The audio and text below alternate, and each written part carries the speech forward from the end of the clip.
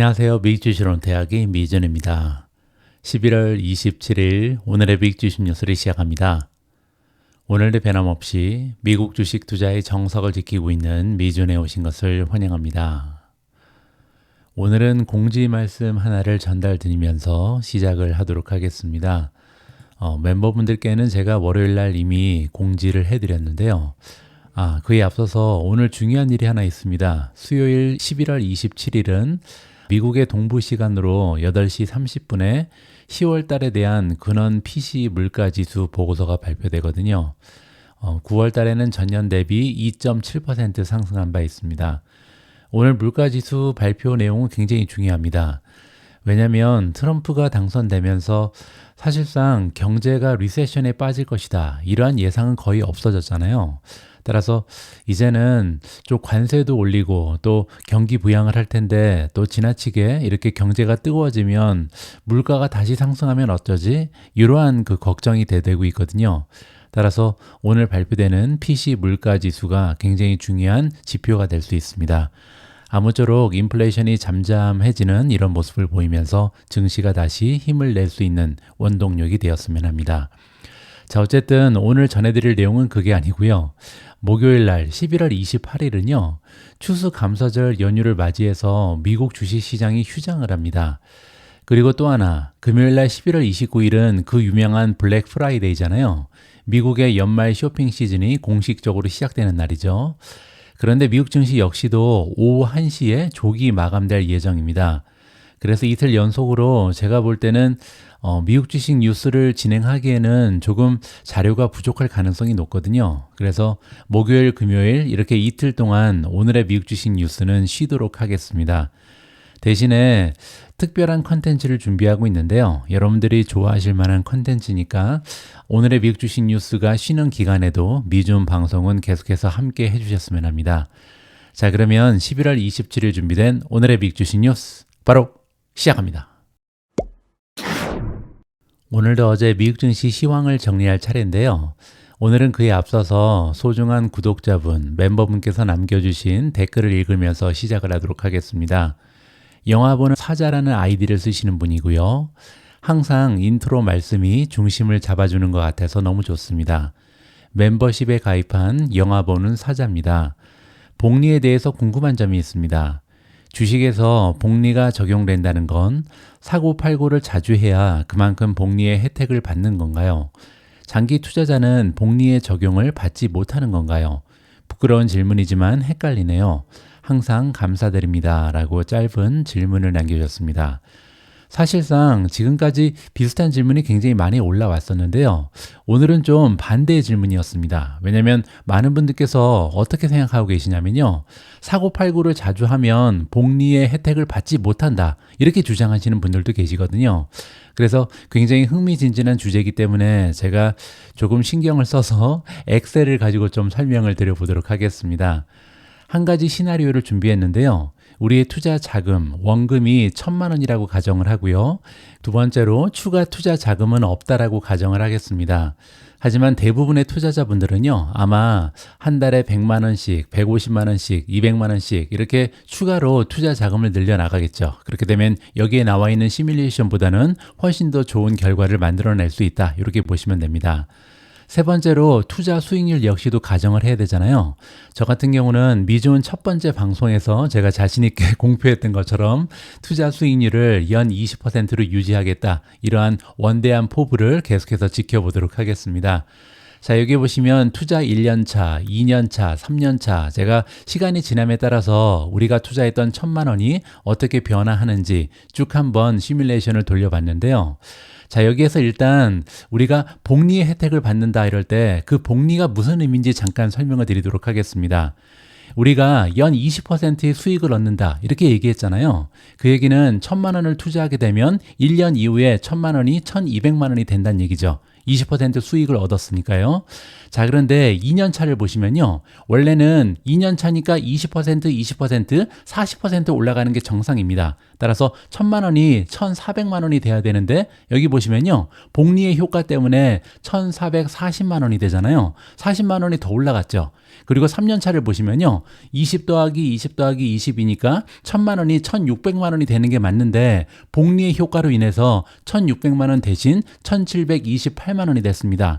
4년 차도 마찬가지죠. 원래는 1,800만 원이 돼야 되죠. 근데 1,800만 원 대신 2,000만 원이 넘어가고요.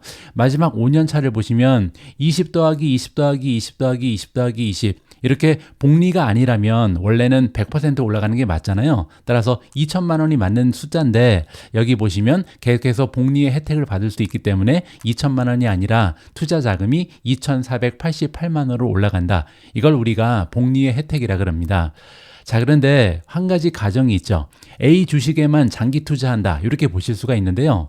자, 이렇게 되면 굉장히 어려운 상황이 발생하긴 합니다. 왜냐면요. 우리가 지금 투자 수익률을 20%로 계속 가져가고 있잖아요. 이 얘기는 상당히 오랜 기간 동안 A라는 주식이 계속해서 20%씩 올라가야 되죠. 이런 주식을 찾는 것은 사실상 거의 불가능하다. 이렇게 보시면 되고요. 어쨌든 이런 불가능한 일이 실현됐을 때 어떠한 결과가 나오는지 쭉 한번 제가 시뮬레이션을 돌려봤습니다. 자, 그리고 두 번째 경우는요. A를 투자하다가 나중에 한 5년 정도가 지나니까요. B가 더 좋은 거예요. 그래서 B로 갈아타기로 결정을 하는 거죠.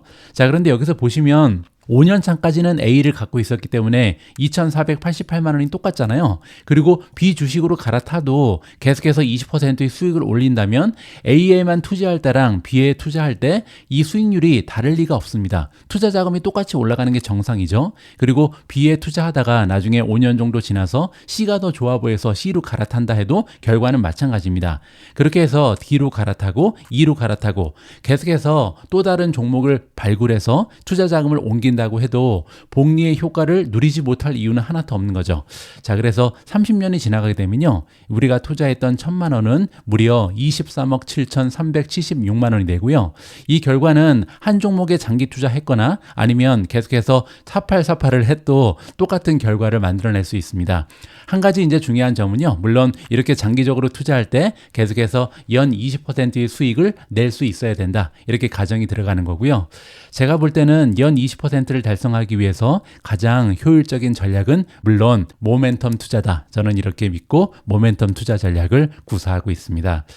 영화 보는 사자님, 소중한 질문에 대한 답이 잘 제공됐는지 모르겠습니다. 소중한 댓글 남겨주신 영화 보는 사자님께 다시 한번 감사의 말씀을 드립니다. 자, 그러면 어제 미국 증시의 시황을 정리하도록 하겠습니다. 가장 먼저 S&P 500 맵을 보시면요. 오늘도 아주 기분 좋은 색으로 물들어 있죠. 섹터를 가리지 않고 대부분의 500대 기업이 좋은 상승 추세를 만들어내는 굉장히 건강한 추세가 이어졌습니다. 한 가지 아쉬운 점이 있다면 반도체가 좀 많이 떨어졌죠. 보시면 AMD가 2.42%, ADI가 마이너스 2.03, 마이크론 테크놀로지 마이너스 2.56, 인텔도 3.30% 떨어지면서 어제는 반도체 종목이 엔비디아를 제외하고 대부분 떨어지는 좋지 않은 추세를 보였습니다. 하지만 그럼에도 불구하고 전반적으로 메가테크 기업들도 힘을 냈고요. 마켓 폭이 다시 한번 넓어지는 굉장히 건강한 장세였다. 이렇게 보시면 됩니다. 실제로 S&P 500의 시장폭, 마켓 브레스는요. 조금 더 넓어졌죠. 이제 장기적으로 추세가 좋은 종목은 75% 가까이 되고요. 단기적으로 50일 이평선 이상으로 주가가 올라간 종목의 수도 지금 68.5이니까요. 거의 70%를 육박하고 있습니다. 따라서 장기적으로 그리고 단기적으로 지금 시장의 추세는 절정을 향해 달려가고 있다. 이렇게 볼 수가 있겠죠. 변동성 지수는 그래서 계속해서 낮아지고 있겠죠. 보시는 것처럼 14.46입니다. 이제는 시장의 변동성은 걱정할 수준이 아니다. 지금은 굉장히 잠잠한 변동성을 보이고 있다. 이렇게 보시면 되고요. Fear and Greed 인덱스도 65를 찍고 있습니다. 조금씩 시장의 탐욕이 늘고 있잖아요. 따라서 지금은 파티가 계속해서 절정에 치닫고 있는 그런 상태다. 계속해서 달릴 수 있는 여지가 있다. 이렇게 보시면 됩니다. 자, 그리고 이번에는 마켓 스코어인데요. 제가 저번에 초이스 스탁의 마켓 스코어가 공포 탐욕 지수보다 약간 선행하는 느낌이 있다, 이런 말씀을 드렸는데요. 실제로 마켓 스코어는 71까지 올라갔습니다. 따라서 조금만 더 상승하면 탐욕 단계로 넘어갈 수 있잖아요. 그래서 방금 전에 우리가 살펴봤던 Fear and Greed 인덱스는 아직까지 조금 더 상승 여지가 있다, 이렇게 얘기하고 있는데요. 초이스 스탁에서는 이제 조금씩은 위험해질 수 있다, 이러한 신호를 우리한테 던져주고 있습니다. 이 부분은 참고하시면 좋을 것 같습니다. 다음에는 미주온 탑픽의 성적을 살펴볼 차례인데요. 일단 미주온 탑픽이 업데이트돼서 이 소식부터 전달을 해드리도록 하겠습니다. 보시는 것처럼 한 종목이 탈락하고 한 종목이 추가됐는데요. 어떤 종목인지 살펴보시죠. 미주온 탑픽에서 마이크로소프트를 제외하고요, 아마존닷컴을 다시 편입했습니다. 아마존닷컴이 다시 미주온 탑픽으로 선정된 이유는 여기 아래에 나와 있는 포스팅에 나와 있는 각종 분석 자료를 참고하시기 바란다. 이 부분은 조금 이따 제가 자세히 설명을 드리도록 하고요. 그리고 마이크로소프트 주식의 경우에는요, 단순 이동 평균선에서 매도 신호가 잡혔습니다. 그 얘기는요, 단기, 중기, 장기 이평선의 순서가 역전이 된 거고요. 이게 이제 첫 번째 매도 신호의 조건이죠. 그리고 두 번째로 세 개의 이동 평균선을 모두 하향하는 추세를 보이고 있다. 자, 이 부분 잠깐 보여드리죠. 자, 이게 지금 마이크로소프트의 20일 이평선, 50일 이평선, 150일 이평선을 보고 계신데요. 보시는 것처럼 단기선이 가장 위에 있어야 건강한 상황이잖아요. 근데 가장 밑으로 떨어졌고요. 그리고 지금 현재는 제가 일주일 전에 말씀드린 것처럼 세 선이 겹쳐 있었잖아요. 그런데 이제 보시는 것처럼 단기선이 가장 밑으로 떨어졌습니다. 그리고 나서 중기선이 두 번째고요. 가장 위쪽에 장기 이동평균선이 위치해 있다. 이 부분을 우리가 주가를 통해서 확인을 해볼 수가 있는 거죠. 그리고 두 번째 조건은 세 가지 선이 모두 우하향하는 겁니다. 그 조건 역시도 이번에 충족이 되면서 지금은 매도 신호가 등장했다, 이렇게 보면 되겠죠. 우리가 여러 가지 자료를 통해서 공부를 많이 하고 있는데요. 저는 이렇게 계속해서 공부를 많이 하고 리서치를 하면서 이러한 리서치 결과를 반영하지 않는다면 공부할 필요가 없다라고 생각합니다. 따라서 제가 마이크로소프트를 얼마나 좋아하든 마이크로소프트에 대해서 얼마나 좋은 전망을 가지고 있던, 일단은 이러한 객관적인 자료에서 매도 신호가 났다면 이 주식에 대한 투자 지분을 조금 줄이는 게 낫다, 이러한 계획을 가지고 있습니다. 따라서 저는 개인적으로요, 마이크로소프트의 투자 자금 일부를 아마존으로 이동시킬 계획이고요. 이번에 탑픽에서는 잠시 제외시켰다, 이렇게 보시면 됩니다. 다음에는 미주온 탑15의 성적입니다. 가장 위쪽을 보시면요, 앱러빈이 또 올라갔습니다. 무려 3.19% 추가적으로 상승하면서 이제 한 달 수익률이 104%를 넘어가고 있고요. 두 번째는 새롭게 편입된 아마존이 어제 3.18% 올라가면서 굉장히 좋은 모멘텀을 발휘했고요. 세 번째는 팔란티어입니다. 팔란티어 역시 최근에 굉장히 추세가 좋은데요. 1.69% 추가적으로 상승하면서 시장의 전문가들이 모두 고평가됐다, 이러한 주장을 하고 있는데 거기에 연연하지 않고 계속해서 달리는 모습을 보여주고 있습니다. 네 번째로 비트코인이요, 지금 많이 떨어져 있는 상황인데 1.6% 플러스로 나오는 이유는 비트코인 같은 경우는요, 24시간 동안의 가격을 추적합니다. 따라서 과거 24시간 동안은 1.6% 올라가면서 93,710에 가 있다, 이렇게 보시면 됩니다. 다음으로 메타가 1.49% 상승했고요. 구글이 플러스 0.88, 엔비디아가 0.66% 올라갔습니다. 나머지는 하락했는데요. 브로드컴이 마이너스 0.05 횡보를 했고요.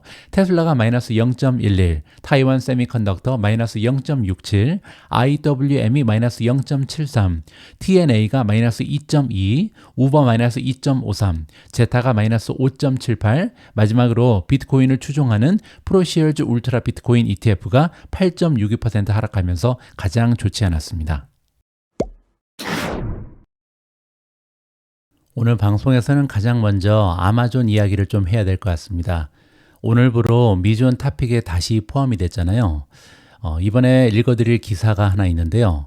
AI 시대에 아마존이 살아있다라는 내용입니다. 각종 투자 기관에서 아마존에 대해서 굉장히 긍정적인 평가를 하고 있습니다. 이 기사부터 좀 읽어보시죠. 화요일날 뱅크 오브 아메리카는요, 아마존닷컴에 대한 지속적인 신뢰를 표명하면서 매수 등급 그리고 $230의 목표 주가를 유지했습니다. 230이면 지금 주가에서 한 10% 상승 여력이 있는 거죠. 하지만 이 회사의 낙관론은요, 아마존의 전략적 발전에 근거를 하고 있다. 이게 무슨 얘기냐면요. 최근에 입고 재고 시설에 확장을 하고 있고요. 당일 배송 서비스의 성장, 그리고 회사 운영 효율성을 높일 것으로 예상되는 로봇 공학의 증가된 사용이 포함되어 있다. 이렇게 보시면 됩니다. 따라서 딱 봐도 마진에 대해서 기대를 걸고 있구나. 이렇게 볼 수가 있는 거죠. 여기 나와 있는 입고 재고 시설은 뭐냐면요. 영어로 인바운드 크로스 독이라고 부르는 건데요. 아마존의 물류 네트워크에서 중요한 역할을 하는 시설입니다.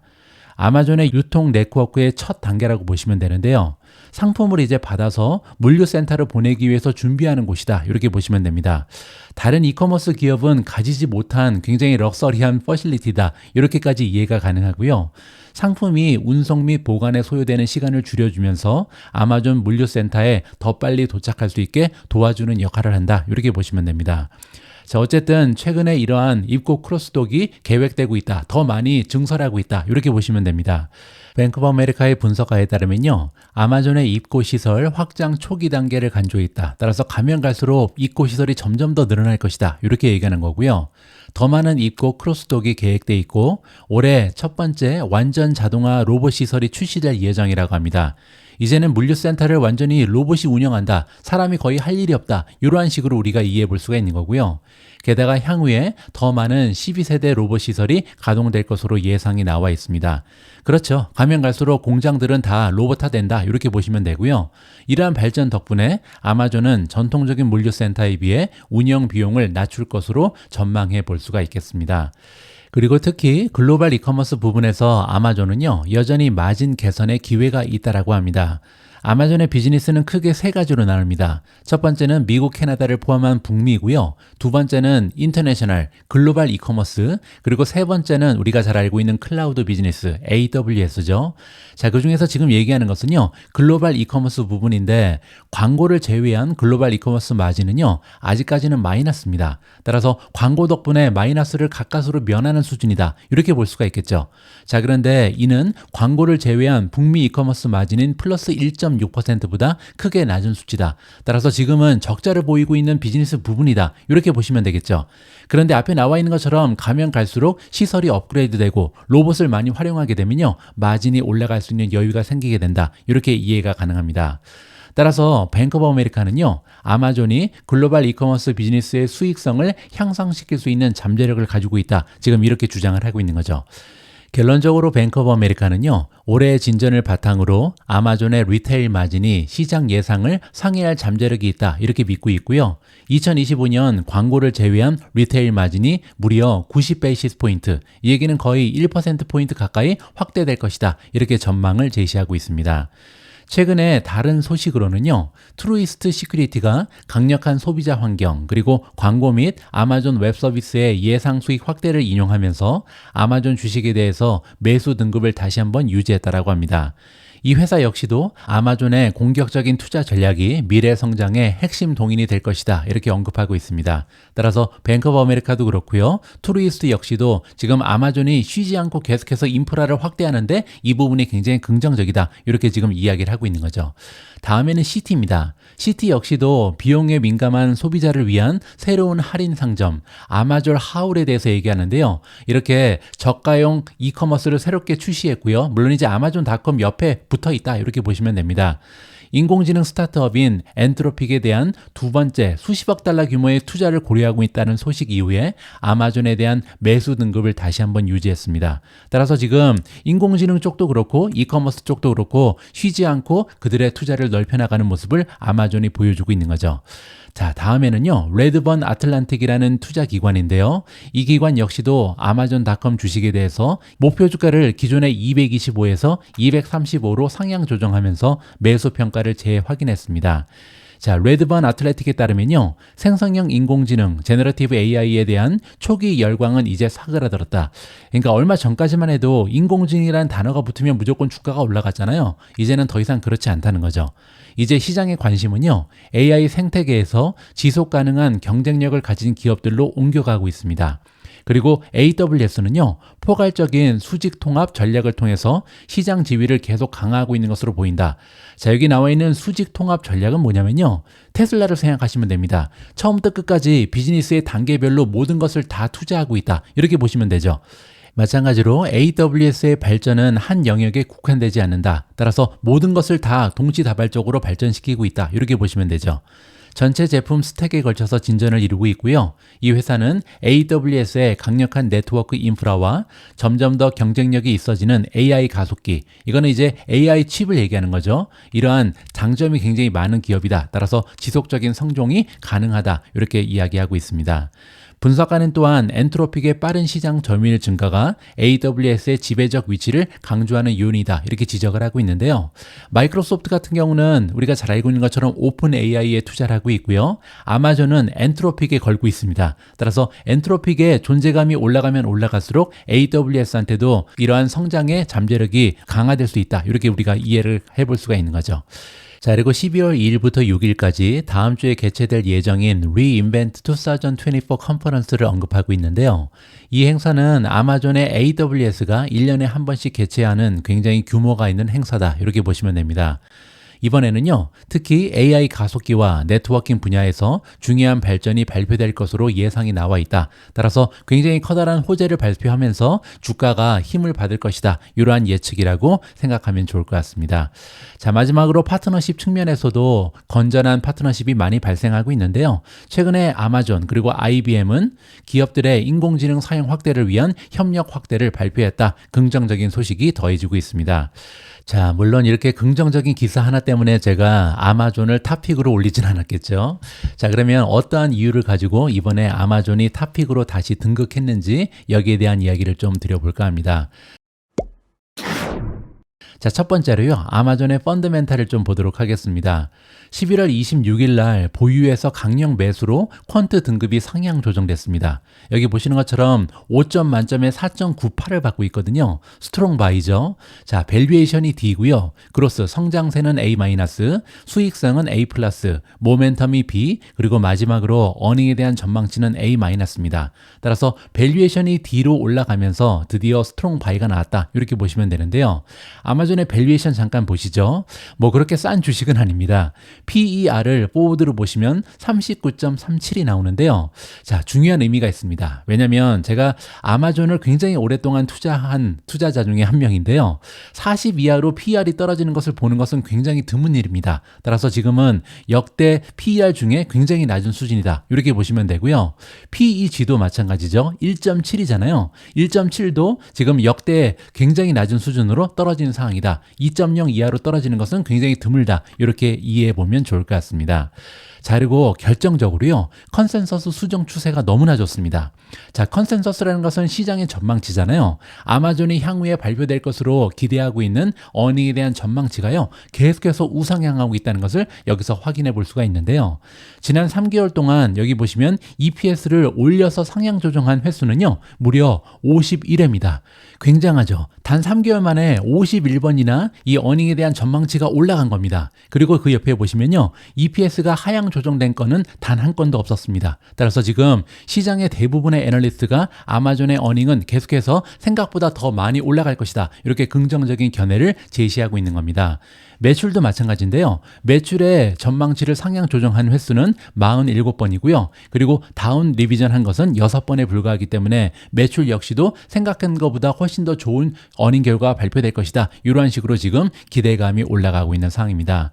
자, 그리고 도표를 보시면요, 아마존의 어닝 전망치는 한동안 우하향했잖아요. 이때 이제 주가가 많이 떨어졌겠죠. 하지만 2023년 하반기로 접어들면서 아마존의 어닝은요, 계속해서 위로 올라가는 굉장한 모습을 보여주고 있죠.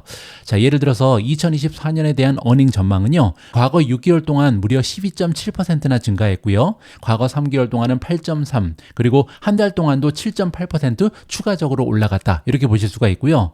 내년에 대한 전망도 굉장히 좋습니다. 과거 6개월 동안 7.4% 오히려 올라갔고요. 3개월 동안 플러스 6.17, 그리고 1개월 동안도 내년에 대한 어닝의 전망이 6% 이상 상승하면서 지금은 가면 갈수록 생각보다 아마 아마존이 너무나 좋네? 이러한 느낌이 강화되고 있다는 것을 확인해 볼 수가 있습니다. 자, 이번에는 모멘텀인데요. 26가지의 모멘텀 지표 중에 한 가지만 매도, 9가지는 중립, 16가지는 매수를 주고 있습니다. 결과적으로 스트롱 바이, 강력 매수를 받고 있다. 이렇게 보시면 되고요. 더욱이 굉장히 고무적인 부분은 지금 현재 RSI가 59.32에 불과합니다. 따라서 아직까지 고평가되기 위해서는 굉장히 많은 여력이 남아있죠. 이제 상승 추세가 시작되는 중이다. 이렇게 긍정적인 신호를 볼 수가 있는 거죠. 자, 그리고 이번에는 차트를 좀 볼 텐데요. 첫 번째로 아마존의 5년 주가 차트를 보시면 굉장히 분명하게 컵앤 핸들이 완성이 됐습니다. 자, 여기서 핸들이 굉장히 중요한데요. 이 핸들이 만약에 전체 상승분의 3분의 1을 넘어가면 핸들이라고 부르기에는 조금 너무 크죠. 근데 지금 핸들이요, 딱 좋습니다. 3분의 1을 넘기 바로 직전에 반등을 시작했거든요. 따라서 지금 보는 5년 차트는요, 완벽하게 컵앤 핸들이 형성되면서 지금부터 주가가 신나게 달릴 가능성이 높다. 이러한 신호를 주고 있는 거고요. 1년 차트도 굉장히 좋습니다. 왜냐면요, 지금 고점 같은 경우는 유지가 되고 저점이 계속해서 올라가면서 상승 삼각형 패턴이거든요. 상승 삼각형 패턴은 여러분들 잘 알고 계신 것처럼 수렴되는 구간에서 올라갈 확률이 70%나 됩니다. 따라서 지금은요, 5년 차트뿐만 아니라 1년 차트도 아마존의 주가가 올라갈 것으로 기대가 올라간다. 이렇게 보시면 되고요. 올라가고 있었죠. 근데 이제 떨어졌잖아요. 떨어졌다가 역시 $200 근처에서 단단한 지지선이 있기 때문에 다시 반등을 시작했다. 긍정적인 신호를 우리가 살펴볼 수가 있습니다. 자, 그뿐만이 아닙니다. 초이스 스탁의 평가를 보시면요, 초이스 스탁 역시도 보유가 나와 있는데요. 이 얘기는 이미 샀다는 얘기죠. 언제 샀냐면 2024년 9월 12일 날 매수를 했습니다. 그리고 지금까지 이미 12.65% 올라갔는데요. 스마트 스코어가 76입니다. 그렇게 되면 전체 상장돼 있는 주식 중에 4% 안에 들어가는 굉장히 우량 주식이라는 것을 확인해 볼 수가 있고요. 굉장히 고무적인 부분은 밸류에이션인데요. 지금 초이스 스탁에서는 적정가를 267을 주고 있습니다. 한번 계산을 해보죠. 여기 나와 있죠. 267 나누기 207.86 현재 주가를 하시면요, 28.5%입니다. 따라서 향후에 28% 이상 급등할 가능성이 높다. 이렇게 초이스 스탁은 적정 주가를 예측하고 있습니다. 그리고 조금 더 밑으로 내려가서 이동평균선을 보시면요, 이동평균선도 2024년 9월 18일 바로 여기입니다. 여기에서 재매수 신호가 등장했다. 그 얘기는요, 단기선이 가장 위로 올라가고요, 두 번째 중기선 그리고 장기선이 가장 아래로 형성이 되면서 우상향하고 있죠. 따라서 두 가지의 조건을 다 만족하면서 이동평균선 투자법에 따라도 아마존은 지금 매수해야 된다. 그리고 이 세 가지의 이평선 간격이 계속 벌어지고 있잖아요. 따라서 계속해서 상승 추세가 강화되고 있다는 것을 확인해 볼 수가 있습니다.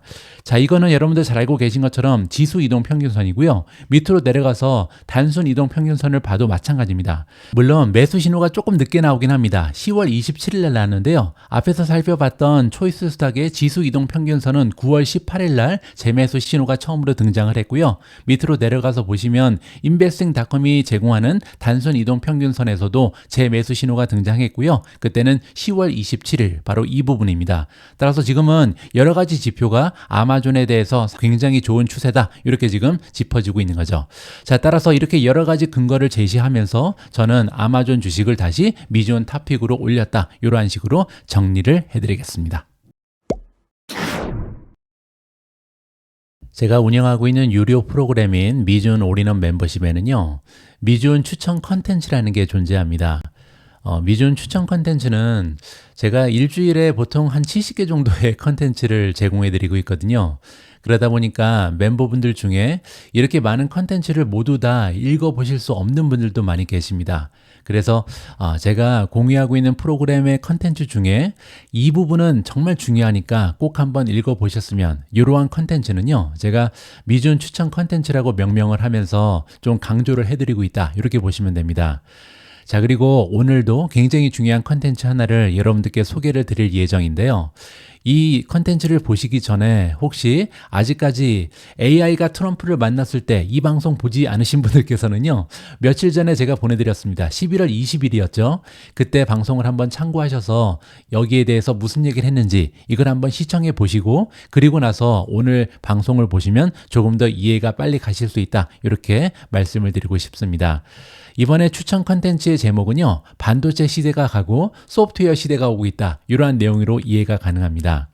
자, 일단은 블룸버그의 기사 하나를 읽어보시죠. 지난 한 달 동안 기술 투자자들 사이에는 커다란 변화가 있었다. 소프트웨어 주식은 뜨거운 반면 반도체 제조업체는 그렇지 않았다. 사실이 그렇다는 거죠. 월가는요, 트럼프 행정부 하에서 높아진 밸류에이션과 무역전쟁 관련 리스크로 인해서 칩 부분에서 이탈을 하고 있습니다. 이미 반도체법에 대한 비판의 소리를 높였던 트럼프 당선인은요, 월요일에 중국, 캐나다, 멕시코에 추가 관세를 부과하겠다 이렇게 공언을 한 사항입니다. 따라서 반도체가 조금 흔들릴 수 있는 정치적인 여건이 마련됐다 이렇게 보시면 되죠. 반면에 소프트웨어는요, 상승세를 보이고 있습니다. 투자자들은 관세 위험에 대한 노출이 낮고 인공지능의 순풍이 인프라에서 서비스로 옮겨갈 것으로 보이는 상황에서 소프트웨어 섹터에 대해서 긍정적으로 평가를 하고 있다.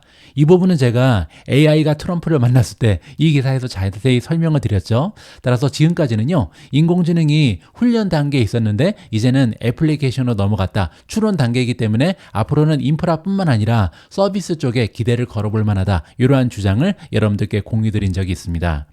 글렌브 트러스트의 최고 투자 책임자 빌 스톤이 나오는데요. 이 전문가에 따르면 소프트웨어는 지금까지 뒤처졌지만 AI의 다음 승자가 될 것으로 보이며 새 행정부가 규제와 M&A에 대해서 더 관제해주면 혜택을 볼 수 있다고 주장합니다.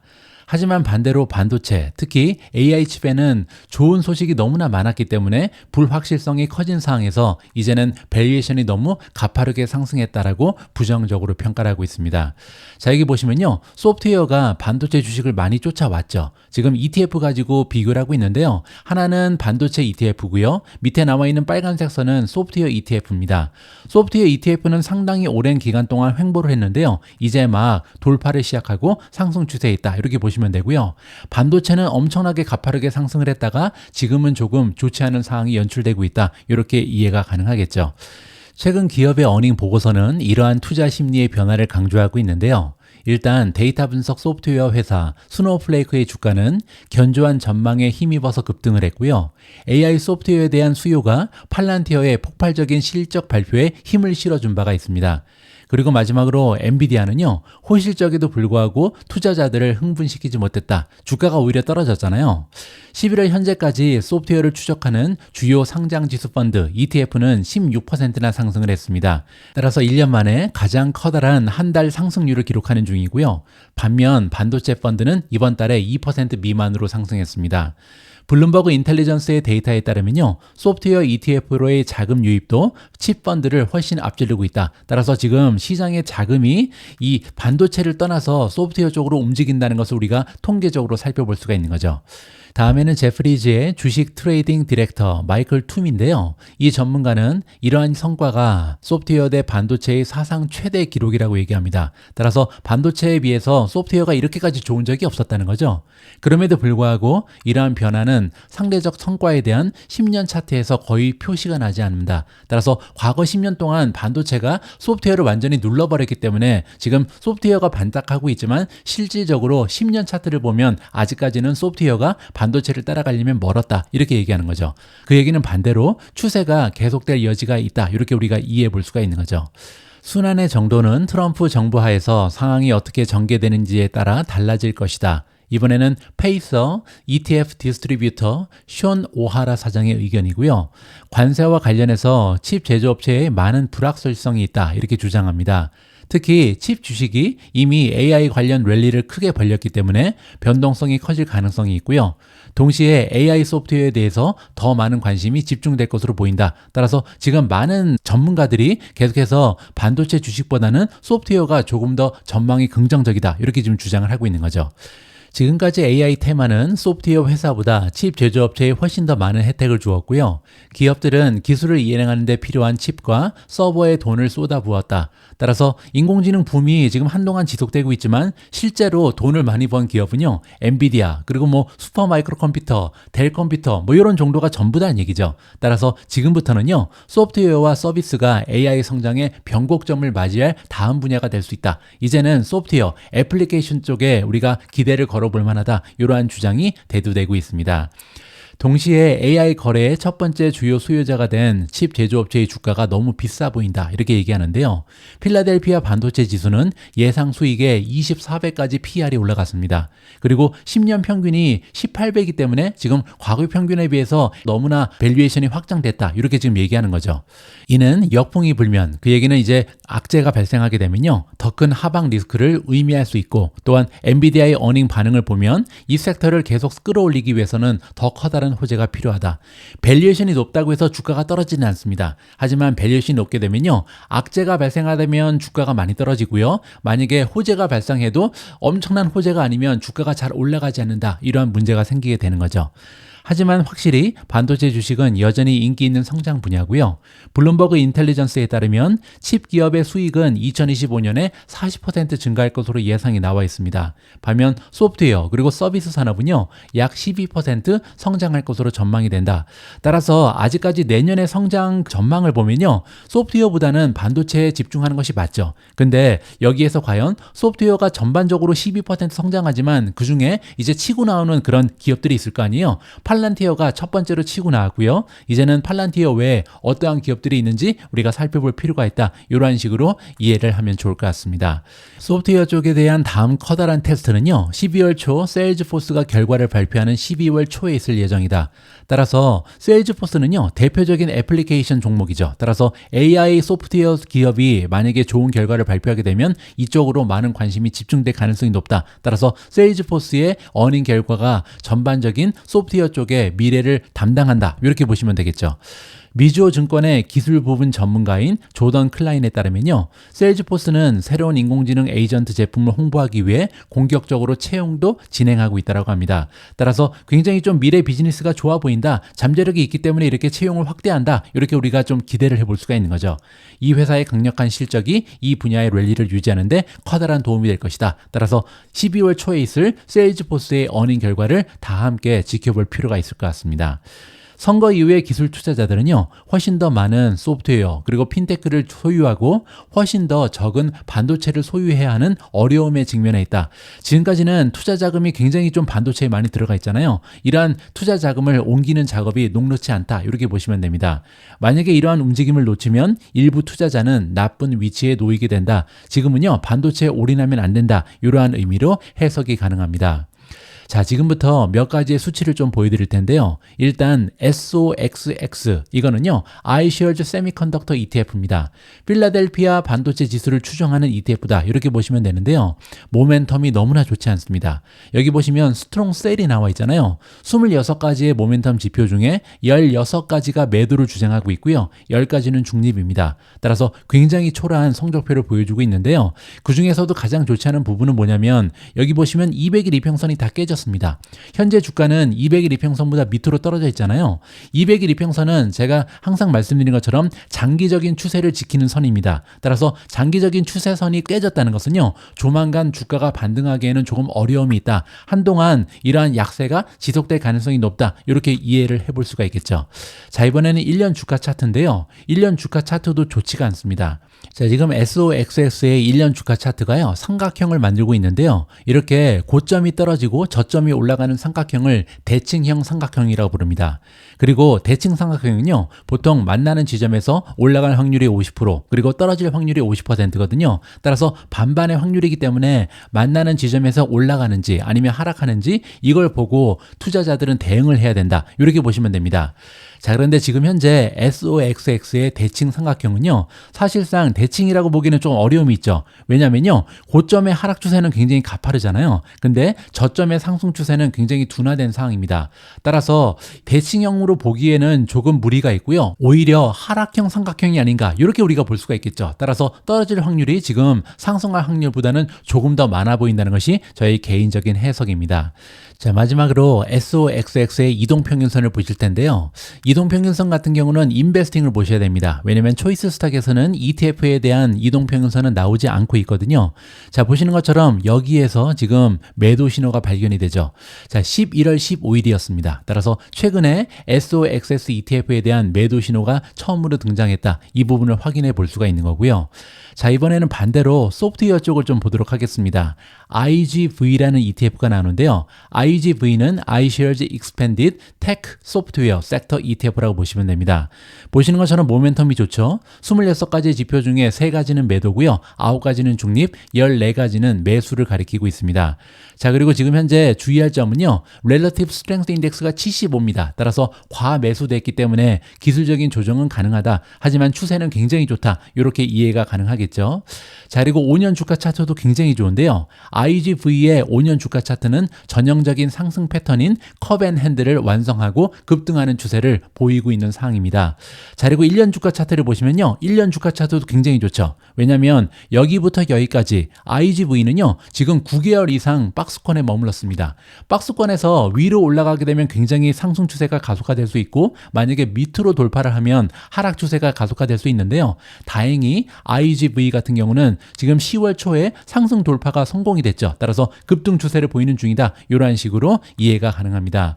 자, 이번에는 IGV의 이동평균선인데요. IGV의 이동평균선 역시 2024년 6월 12일 바로 이 부분이죠. 이때 보시면요. 단기선, 중기선, 그리고 장기선 순서로 정배열이 나오고 있고요. 세 선 모두 우상향하고 있습니다. 따라서 가장 먼저 매수 신호가 등장한 것이 2024년 6월 10일이었다. 따라서 전반적으로 모든 자료가 지금은 반도체 주식보다는 소프트웨어 주식에 집중해야 된다. 이러한 신호를 던지고 있습니다.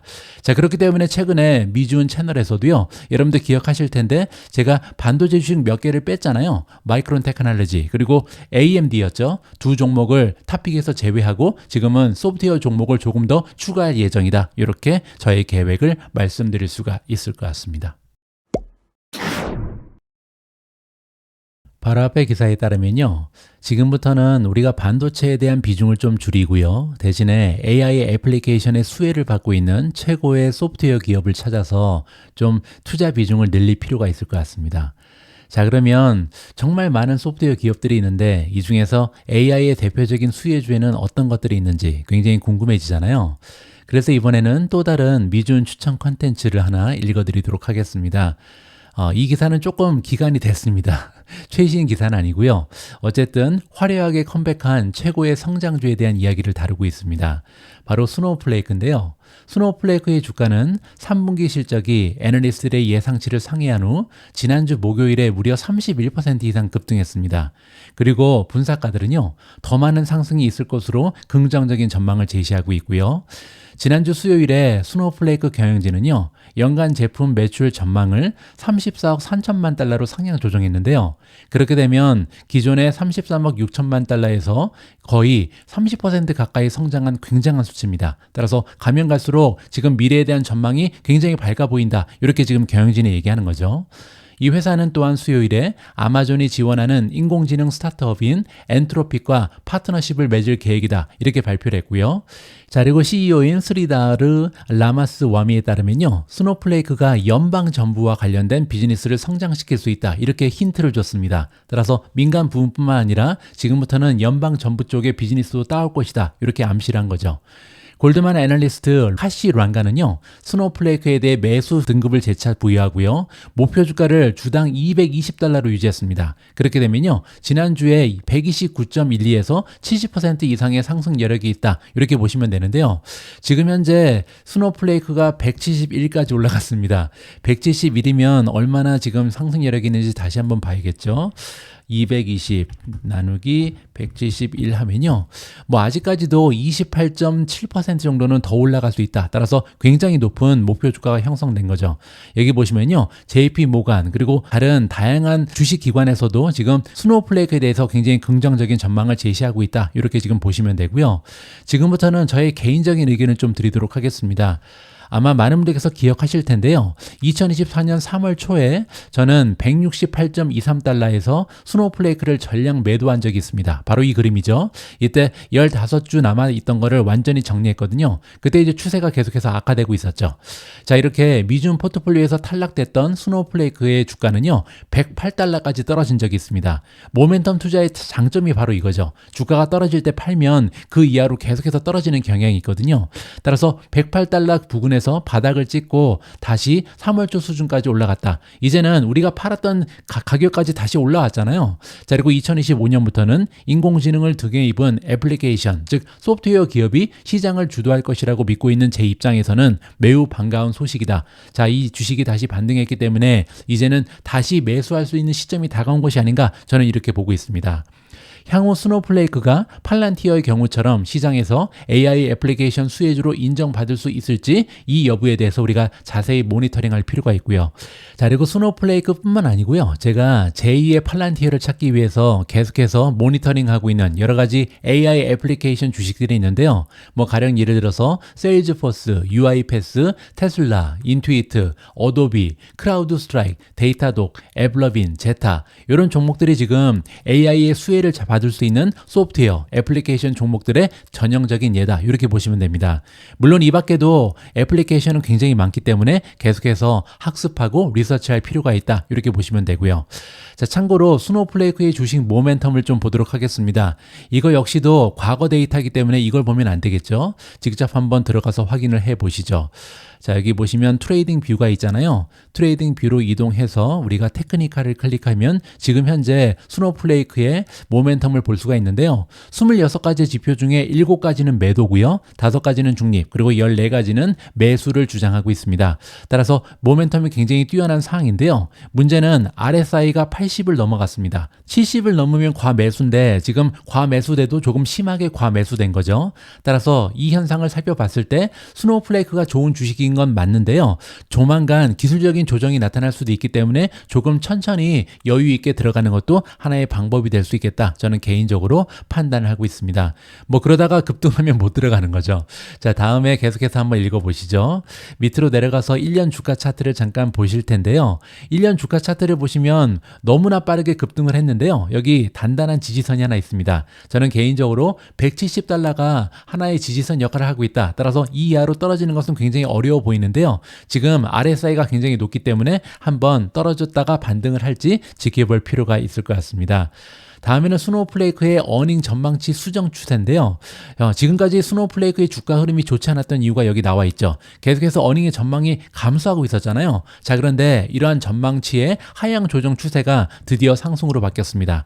여기 보시면요. 최근에 3개월, 최근에 1개월 추세를 보시면 드디어 빨간색이 없어지고요. 녹색으로 바뀌고 있죠. 따라서 최근 들어서 미래 어닝에 대한 전망이 드디어 우상향하고 있다는 좋은 신호가 잡히고 있습니다. 초이스 스탁이 제공하고 있는 주가 EPS 차트는요, 이미 스노우플레이크의 주가가 떨어질 것을 암시하고 있었죠. 왜냐하면 어닝의 전망치가 급감했잖아요. 자, 이렇게 안 좋은 전망치가 나오면서 주가가 굉장히 오랫동안 하향 조정됐다. 이렇게 보시면 되고요. 자, 이제는 드디어 어닝이 전망치가 올라가고 있습니다. 따라서 주가가 반등하는 계기가 마련됐다. 이렇게 이해가 가능하겠죠. 자, 하지만 그럼에도 불구하고 이미 초이스 스탁은 매수를 했습니다. 보유라고 나와 있잖아요. 최근 매수 신호는 117달러에 나와 있는데요.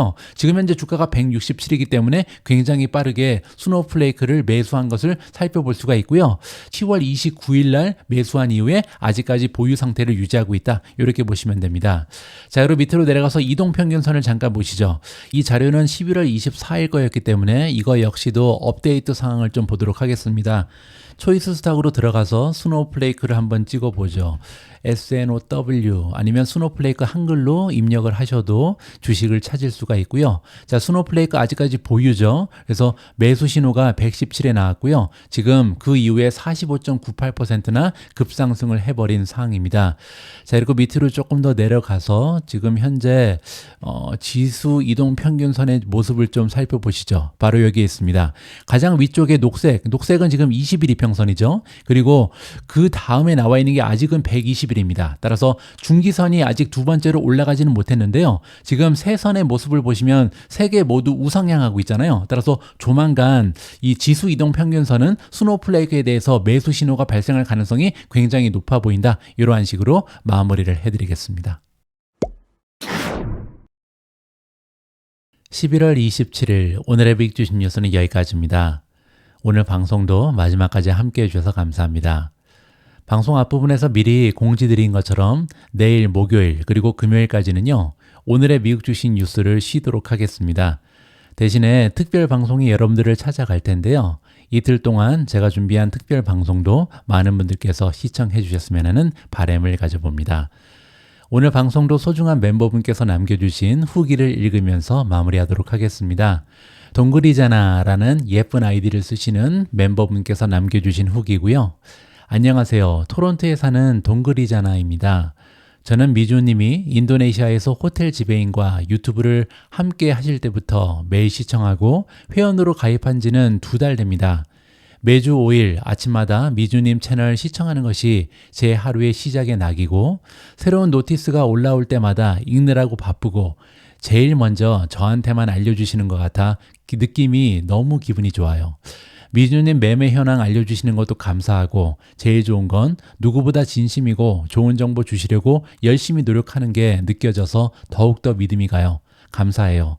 참 시간 되시면 B2 ETF 분석 부탁드립니다. 최근 들어서 B2는 많이 언급이 됐죠. 감사합니다.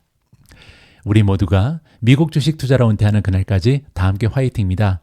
행복한 하루 되세요. 감사합니다.